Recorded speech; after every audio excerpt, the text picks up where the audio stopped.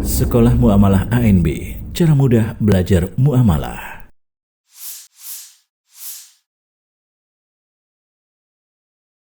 Bismillahirrahmanirrahim. Alhamdulillah wassalatu wassalamu ala Rasulillah wala haula wala quwata illa billah ma ba'd.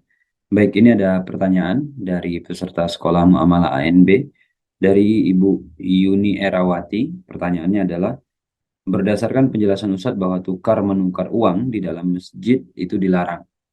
Tapi jika uang bukan komoditas perdagangan, apakah hukumnya tetap dilarang di masjid, Ustadz? Baik, yang perlu disadari dan perlu diperhatikan di sini adalah larangan ini yaitu pada akad muawadhat. Maka silahkan kembali dicek materinya mengenai jenis-jenis akad. Ada akad muawadhat, ada akad tabarruat, ada akad tausikot. Nah, yang dilarang di dalam masjid itu adalah akad muawadhat, akad komersial, akad yang bentuknya dua arah. Di antara contoh akad muawadhat adalah jual beli, ya, kemudian sewa menyewa, dan akad-akad yang semacam itu, ya, punya kepentingan-kepentingan komersial dia di situ. Sehingga kalau tadi ditanyakan bagaimana kalau objeknya bukan uang, ya tetap saja selama itu untuk kepentingan komersil dan dia masuk dalam kategori akad muawadhat, tetap tidak boleh. Contohnya apa?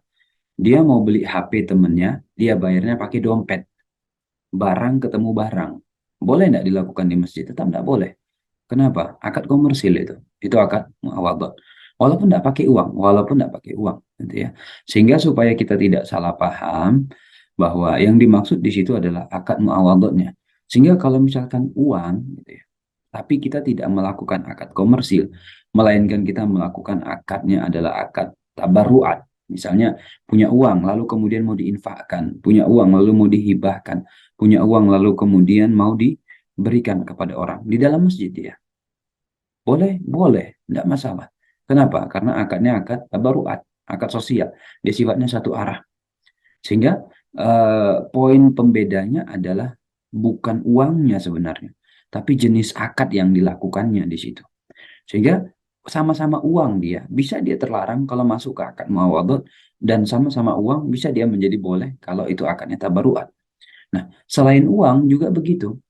Buku misalkan, pena, apalagi misalnya tadi handphone ya, apalagi sepatu, sendal. Kalau dia itu pakai sebagai alat bayar, dia kemudian barter sama temennya dan terjadi pertukaran muawadhat di situ, ya tidak boleh. Walaupun tidak melibatkan uang, walaupun tidak melibatkan uang. Sehingga yang perlu dipahami esensinya adalah bukan bendanya, bukan objek yang dipertukarkan, tapi jenis akadnya.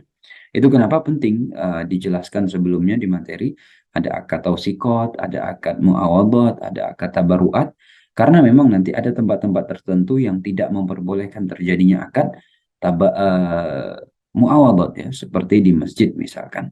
Baik, semoga bisa ditangkap poinnya dan bisa dipahami mengenai bagian ini, mudah-mudahan bermanfaat dan bisa menjawab.